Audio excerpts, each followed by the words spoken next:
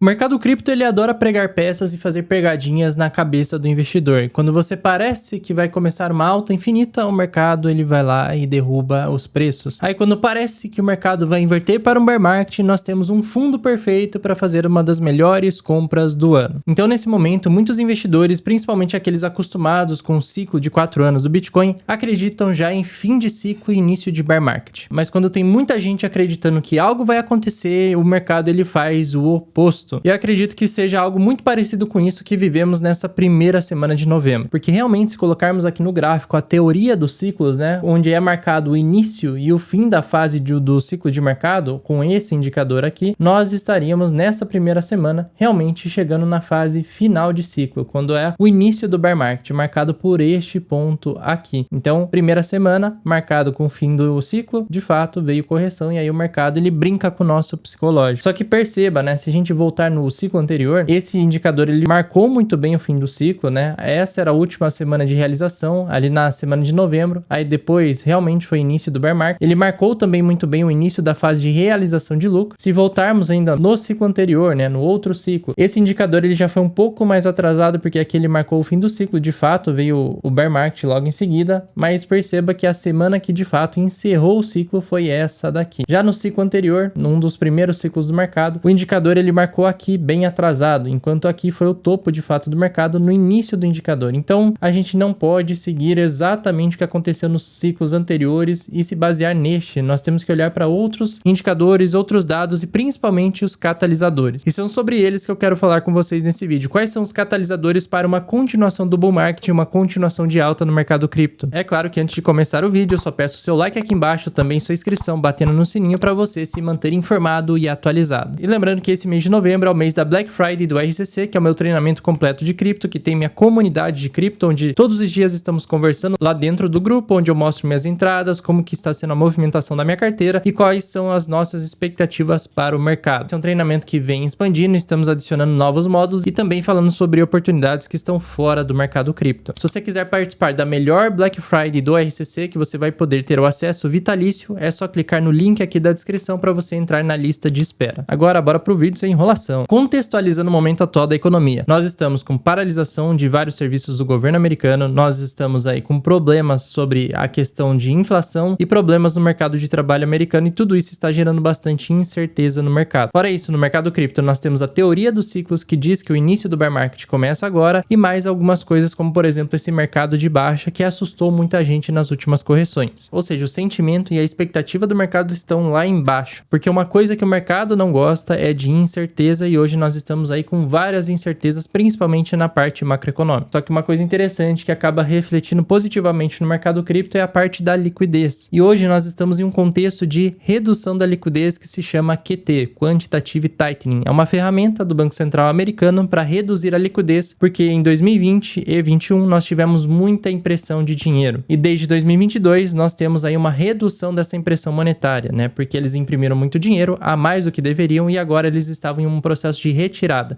Só que esse processo de retirada está gerando alguns problemas nesse momento em 2025. E por isso já tem membros do Fed, né, ou seja, membros do próprio Banco Central, dizendo que eles vão ter que voltar a imprimir dinheiro, ou seja, voltar ao QE, que é o Quantitative Easing, que basicamente seria uma impressão monetária, assim como tivemos ali entre 2019 e 2020. Isso acontece como um reflexo da falta de dinheiro que está acontecendo no sistema bancário. E isso está gerando alguns problemas para algumas empresas dentro dos Estados Unidos e caso o Fed não faça nada, isso pode se agravar virando uma crise econômica. Então sim, em breve o Fed ele pode precisar expandir o seu balanço patrimonial para atender necessidades de liquidez, porque esse está sendo um problema dentro dos bancos tradicionais hoje lá nos Estados Unidos. Então olha só como que está a situação hoje. Com base nas recentes pressões sustentadas no mercado de recompra e em outros sinais crescentes de que as reservas estão passando de abundantes para amplas, espero que não demore muito para atingirmos reservas mais amplas, ou seja, volte a imprimir dinheiro na economia. Dando contexto geral, devido à redução na duração média dos empregos, isso está sendo um grande problema hoje nos Estados Unidos. Na reunião da semana passada do Fed, o órgão anunciou que no dia 1º de dezembro encerraria efetivamente um processo de 3 anos para reduzir as suas reservas, ou seja, a partir do dia 1º de dezembro, o Fed ele vai encerrar o seu QT, o Quantitative Tightening, vai parar de tirar liquidez da economia. Lembrando que essa medida começou depois do apoio que o Banco Central americano teve na economia e no sistema financeiro durante a pandemia do Covid-19. 2019. Então, entre 2019 e 2021 tivemos muita impressão monetária, por isso a gente teve o QT para reduzir a liquidez que foi em excesso, né? Aqui a gente pode ver o gráfico, inclusive, do balanço do Fed, onde em momentos de crise, como foi aqui,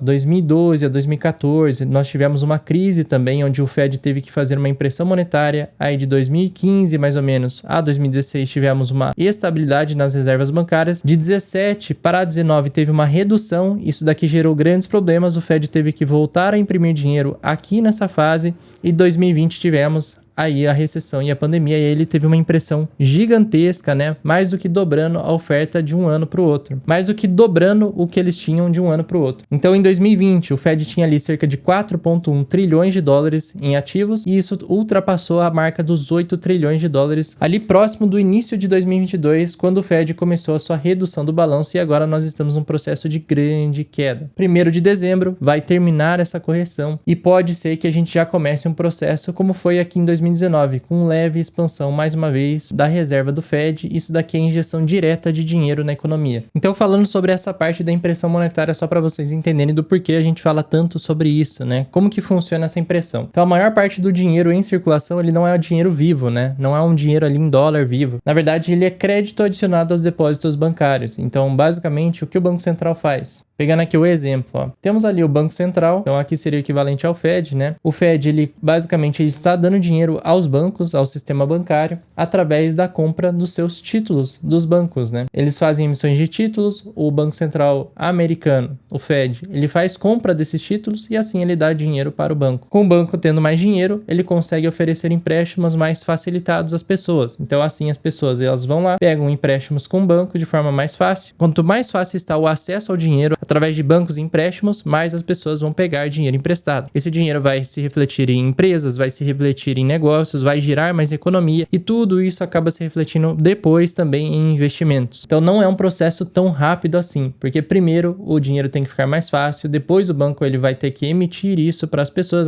vão ter que ir lá no banco, pegar esse dinheiro, fazer alguma coisa com ele, empreender, contratar novas pessoas, e isso vai se refletir depois na economia, e depois se reflete também em investimentos. Então é mais ou menos assim que temos o impacto direto da impressão monetária do Fed, que é quando ele sai do QT e entra no QE, o Quantitative Easing. É basicamente isso que o Fed faz, de forma bem resumida, tá? Então tudo isso torna o capital mais acessível, aumentando a probabilidade de empresas e investidores tomarem empréstimos. O investimento parecerá uma boa ideia se o retorno esperado for superior à taxa de juros. A alta liquidez impulsiona o crescimento econômico. Então é como adicionar dinheiro à oferta monetária, só que eles não dão dinheiro diretamente para a população, né? Da última vez que tivemos o QE foi entre 2019 e 2021, uma em resposta da baixa liquidez que estava tendo, e depois nós entramos em uma recessão econômica, e aí sim, de fato, tivemos que ter bastante impressão monetária. Então sim, para ter o QE, impressão monetária, primeiro temos que ter um encerramento do QT. Uma vez que o QT for encerrado, provavelmente o Fed vai ver como que isso vai se refletir na economia e se realmente há necessidade de injeção de liquidez mais uma vez. Provavelmente sim, do jeito que alguns membros do Fed estão falando e o que alguns bancos estão reportando, porque está faltando liquidez dentro do sistema bancário. Então sim, isso daqui pode ser um belo catalisador. Se nós voltarmos ao QE, seria algo extremamente positivo. Só para você ter uma noção do impacto que pode causar essa impressão monetária, esse QE, da última vez que tivemos, né, que foi neste período aqui, foi aquele período que eu citei, né, 2019 a 2020, 21, depois até o início de 22, aí depois começamos a redução, foi nesse período que tivemos aqui no Total 3,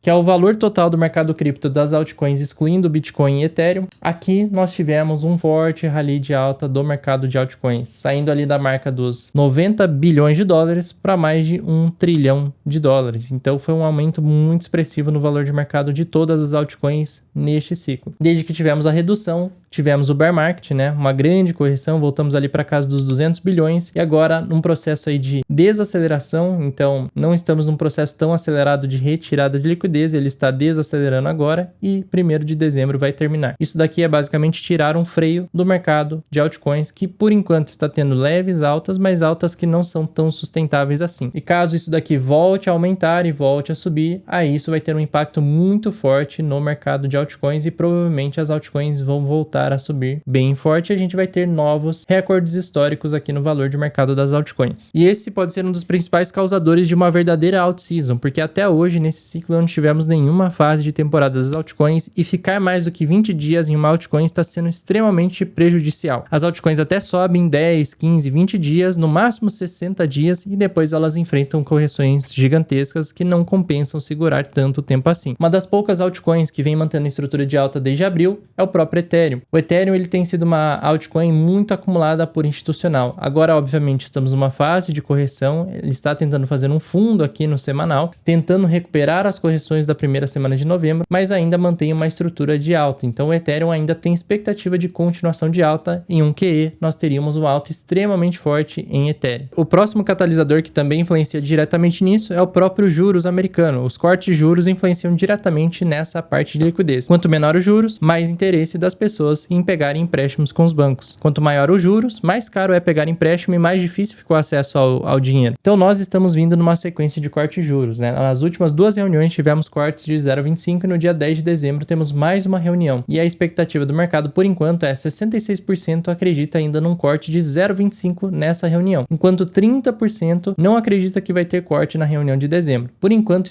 isso aqui está bem aberto, tá? Enquanto nas últimas reuniões estava praticamente certo que teriam corte de juros, inclusive fizemos um vídeo aqui falando que estava praticamente certo o corte, nessa próxima reunião não tem nada certo. Isso daqui é bom porque gera um desconto no preço dos ativos. Então essa correção que nós estamos vendo no mercado cripto no geral é uma correção de mudança de expectativa. Como o mercado ainda não tem certeza se vamos realmente ter corte de juros, tem a incerteza do shutdown americano, da paralisação lá do governo, tudo isso gera descontos, né? Porque não tem tanta informação assim disponível para todo mundo. Se esse corte de juros estivesse certo, provavelmente os ativos estariam valendo mais. Então essa expectativa e incerteza abre uma janela de oportunidade para quem quer acumular ativos. Mas para quem já pegou nas entrelinhas das últimas reuniões do Fed, das falas de alguns dos membros, provavelmente nós vamos ter mais um corte de juros em breve. Não tem nada garantido, não podemos investir com base nisso apenas, mas sim a gente tem uma chance de ter mais um corte no dia 10 de dezembro. Então para as próximas reuniões ainda podemos ter mais um corte em dezembro, depois em janeiro, né? Provavelmente vamos manter os juros no mesmo patamar, que seria 3,50 e 3,75, com um corte de juros, né? Comparado a hoje, já contando com isso. E depois a outra reunião em março seria a manutenção dos juros. A reunião de maio provavelmente é manutenção. Aí vamos passar por um bom período com manutenção de juros, só voltando lá entre setembro e julho, né? Com um potencial corte de juros novamente. Então ano que vem nós podemos ter mais 2 cortes de juros por enquanto, né? Por enquanto, até o final do ano que vem seria essa precificação do mercado, né? Potencialmente tendo de 1 a 2 cortes de juros até o final do ano. Então esses cortes continuam sendo catalisadores de curto prazo já para o mês que vem, como também para o médio prazo lá para o final do ano que vem. É claro que podemos ter mudanças porque basta vir um dado negativo sobre inflação que aí o mercado já precifica outra coisa. Ou basta vir um dado muito positivo sobre inflação que aí sim a gente precifica um corte de juros maior. Mas olhando aqui para o Polymarket, né? Aquele site de apostas que utiliza o mercado cripto, e ele costuma ser bem certeiro porque envolve dinheiro das pessoas. Para essa próxima reunião do dia 10 de dezembro, existe uma probabilidade de 71% aqui, ó, neste site, de ter um corte de 0,25 pontos base. Então aqui a probabilidade está maior e jogando a favor do corte. Ou seja, é como se a gente tivesse um desconto aí de 30% nos ativos daquelas pessoas que não acreditam em corte de juros. Outra coisa, como eu falei, que vem influenciando bastante é a expectativa do shutdown. Então americanos estão pessimistas com a economia por indefinição do shutdown. Esse tipo de incerteza tira a vontade das pessoas investirem no mercado de risco. Tanto é que os mercados de risco no geral foram aqueles que mais sofreram nas últimas semanas. Além de cripto, também tivemos S&P 500 passando por um processo de correção na última semana, Nasdaq também passando por um processo de correção. Enquanto isso, o dólar ele está passando por uma leve valorização aqui de curto prazo, mas eu acredito ainda em continuação de queda do dólar, né? Isso daqui é uma valorização temporária para depois ele voltar a cair. Se o dólar voltar a se desvalorizar, isso daqui vai ser extremamente positivo para o mercado cripto. Inclusive, o shutdown ele está afetando diretamente a vivência lá das pessoas. Olha, por exemplo, ó, aeroportos de Nova York enfrentam atraso por falta de pessoal. Então, o shutdown está afetando diretamente. Nós, por exemplo, que acompanhamos o mercado, não temos vários dados que deveriam sair nessas últimas semanas e não saíram.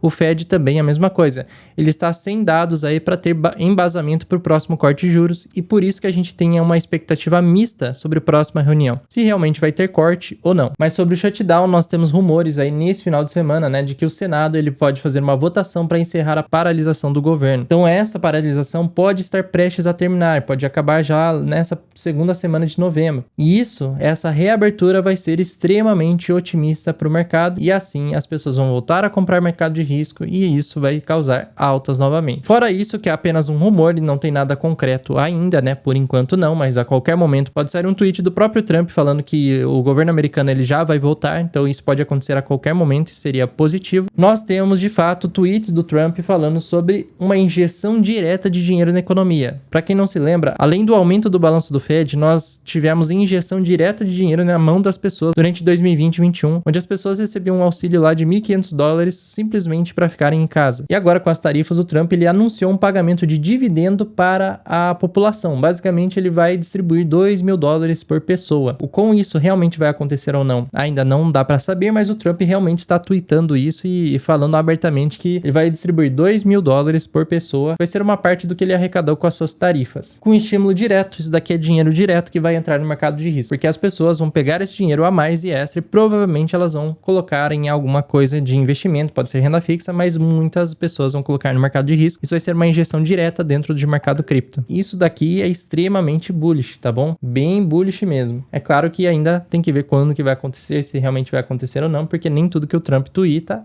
é oficial e vai ser verdadeiro e vai se concretizar. Enquanto isso, nós ainda estamos na fase de extremo medo. Mais uma vez, repito, né? Costuma ser a melhor fase de compra. Inclusive, quando tivemos essas últimas fases, né? Era fundo de mercado. Aqui foi fundo, aqui foi fundo, aqui foi fundo. Por enquanto, né? Não sabemos, mas provavelmente vai ser fundo de novo. Então, é a melhor fase de compra. Muita gente entra em pânico aqui, vende nessa região. E a maior burrice que pode ser feita é vender numa fase de suporte de extremo medo, né? Então, ainda não temos sinal de final de ciclo. Outra coisa importante, olhando para a análise on-chain aqui, ó, dos short-term holders, ou seja, dos investidores de curto prazo, o preço médio deles de Bitcoin já está bem abaixo. Ó. O valor atual do Bitcoin já está muito abaixo do preço médio deles, que está ali na casa dos $112.000. Então aqui está o preço médio dos investidores de curto prazo e agora muitos estão amargando prejuízo e inclusive estão realizando prejuízo. Isso daqui é um bom sinal, costuma ser um sinal de que estamos numa boa região de compra. Quando estamos abaixo do preço médio dos investidores de curto prazo, essa costuma ser uma ótima região de compra, sendo aqui, de acordo com o indicador, a melhor região ali a faixa dos $93.000, que seria aqui nessa linha pontilhada. Sempre que o preço chegou próximo a essa linha, foram as melhores regiões de compra do ciclo, mas não necessariamente o Bitcoin vai chegar aqui, tá? Da última vez que o Bitcoin tocou essa linha, foi lá no dia 7 de abril, que foi quando ele formou o fundo, mas as compras em $78.000, que foram praticamente próximas à linha pontilhada, foram compras ótimas. Depois o mercado veio com um rally forte de alta. Aqui nós temos uma leve distância aqui da nossa média pontilhada, mas sim, aqui tende a ser uma boa região de compra, sabendo que o mercado ainda poderia corrigir ali para casa dos $95.000 até $93.000. Não acho tão provável, mas ainda pode acontecer. 5 de agosto, ó, também foi fundo, perfeito. Quem comprou aqui pegou um belo rally de alta. Já aqui atrás, ó, em 2023, no início do ciclo, perceba que ele nem tocou a linha pontilhada, mas sim nessa correção foi um ótimo ponto de compra e depois o mercado entrou num forte rally de alta. Então, mais uma vez, nessa região, eu e os alunos do RCC, nós estamos especulando aí que é uma fase boa de acumulação e compras, né, para surfar mais um rally de alta. Outro indicador importante é esse aqui, ó, que mostra para onde o dinheiro está indo, se o dinheiro está entrando no mercado ou saindo. Então nós podemos ver que os ETFs, né, estão fazendo vendas no mercado, ó. Então estamos tendo bastante saída aqui dos ETFs e isso está negativo. Temos mais saídas dos ETFs do que entradas nesse curtíssimo prazo. Coisa que aconteceu também aqui na fase de abril, quando o mercado ele formou o fundo. Também passamos aqui por uma fase de baixa realização, ou seja, aqui o fundo ele foi bem mais fundo do que este preço atual do mercado, porque ainda estamos com uma fase de alta realização, ainda tem bastante gente realizando lucro nessa região que estamos, mas isso não significa que nós vamos ter mais quedas. Geralmente as piores regiões para compra são quando esse indicador laranja está atingindo o pico, né, de alta realização, aqui foi topo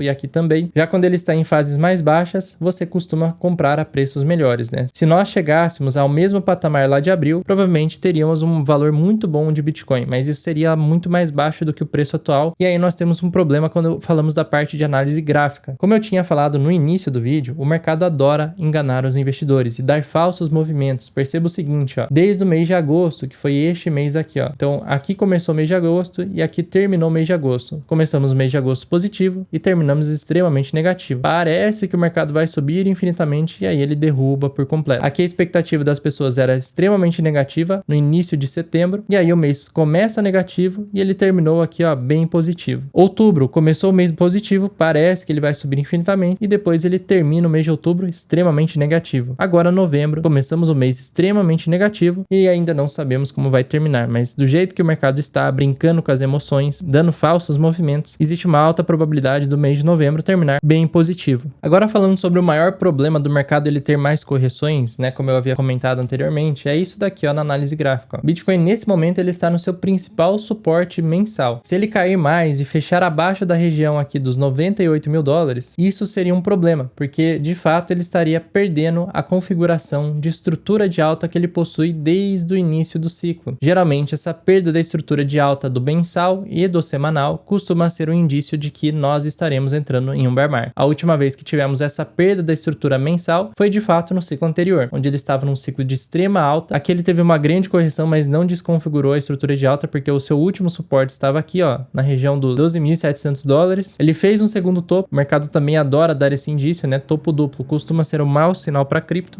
assim como fundo duplo costuma ser um bom sinal. Aqui ele tinha esse outro topo mensal, neste mês aqui, ó, ele perdeu o topo mensal e depois de fato foi reteste do topo mensal como resistência e aí inversão do ciclo. Então esse seria o maior problema hoje, né? Se o mercado ele fecha abaixo desse topo mensal e depois ele faz um reteste do topo como resistência, sim, de fato estaríamos virando para bear market. Mas perceba que leva um tempão para isso acontecer. Aqui foram vários meses, ó. Então foi um mês de perda do topo anterior, outro mês de uma correção ainda maior, outro mês de lateralidade, um mês de recuperação parcial, ele retestou essa resistência e no mês seguinte aí sim ele inverteu. Ó, foi praticamente 5 meses aí para acontecer toda a movimentação do mercado, mais de 120 dias para ter de fato a confirmação de uma inversão para bear market. Então por isso também que vender agora é muito precipitado. Fechando a semana dessa forma já é um ponto muito positivo. Fechando acima da região dos 102 mil dólares já é muito bom, porque ele vai fechar acima de um topo semanal anterior. O ideal para o preço voltar a subir bem seria um retorno acima da região dos 110 mil dólares. O que pode causar isso é a volta do interesse do institucional, porque nesse momento o institucional não está comprando tanto assim o Bitcoin e nem as altcoins. Isso pode ser via ETFs, empresas de tesouraria ou até mesmo outras empresas que estão fornecendo esses serviços aí para seus clientes, né? Nesse último ano passamos por várias aprovações de leis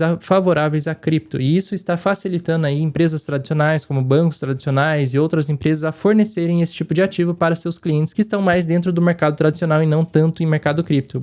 São clientes que não vão abrir conta numa corretora de cripto e comprar Bitcoin. Eles preferem investir em ETFs, eles preferem investir em fundos de investimento e assim eles podem se expor, por exemplo, a Bitcoin em um fundo que compra Bitcoin. E o institucional tem sido um dos principais catalisadores aí para a alta do ciclo inteiro. Então, sim, o institucional tem interesse em cripto. A gente vê isso por algumas coisas que estão acontecendo nesse momento, né, com mais leis favoráveis a isso. Só que estamos passando por uma janela que o institucional não está comprando tanto assim. Só que a JP Morgan, né, eles têm lá a meta de 170 mil dólares por unidade no Bitcoin. Inclusive, eles falando que Bitcoin hoje é melhor do que comprar ouro. Então, isso daqui mostra um pouco da sinalização do institucional. Eles estão querendo atrair clientes e vender produtos sobre cripto e Bitcoin para seus clientes. A BlackRock, né, teve recorde com seu ETF de Bitcoin. Foi um recorde, assim, na história de todos os ETFs que eles lançaram. Está sendo um produto extremamente lucrativo para a própria empresa. Então, com isso, o institucional tem interesse. Mas seguindo esses catalisadores, sim, nós podemos ter mais uma pernada que pode trazer o Bitcoin aqui da região dos 100 mil dólares para a região dos 140 mil dólares em mais uma pernada. Inclusive, eu fiz um post lá na nossa comunidade do RCC falando o seguinte, ó, o mercado está dando indícios de que estamos no fundo perfeito de fato e a confirmação deve vir na próxima semana, ou seja, na segunda semana de novembro, no final da segunda semana de novembro, e provavelmente depois do dia 15 de novembro voltamos a ter altas. Então sim, ainda estou bem otimista com o mercado, aproveitamos as correções para comprar mais e melhorar a nossa posição em alguns ativos. Se você quiser conhecer a comunidade do RCC, onde eu estou mandando mensagens, mandando análise e também se eu estou comprando ou não, você pode aproveitar aí a oferta de Black Friday que vai acontecer no dia 20 de novembro em uma live ao vivo aqui no YouTube. Essa vai ser uma live direto ao ponto, sem enrolação, vocês já vão saber a oferta, o que vocês vão receber e qual é o benefício de entrar agora ao invés de entrar em outros momentos do RCC. Para quem tiver interesse, tem link aqui na descrição. Então, um resumo do que pode acontecer agora nas próximas semanas. Catalisadores do mercado cripto. O presidente do Fed de Nova York está dando a entender que pretende adotar o QE, o Quantitative Easing, ou seja, pode voltar a imprimir dinheiro daquela maneira que eu mostrei, né, comprando os títulos dos bancos, assim, dando dinheiro para os bancos, facilitando empréstimos, e aí isso acaba fluindo para a economia. Outro ponto, redução da taxa de juros em dezembro, mais um corte de juros pode acontecer ainda. Outra coisa, fim da paralisação do governo, fim do shutdown, isso daqui vai ser bem positivo. Outras coisas que estão acontecendo nos bastidores, né, aprovações de lei sobre estrutura de cripto, né, facilitando o acesso do mercado tradicional ao mercado cripto, um mercado que tem trilhões de dólares para uma entrada aqui dentro de cripto.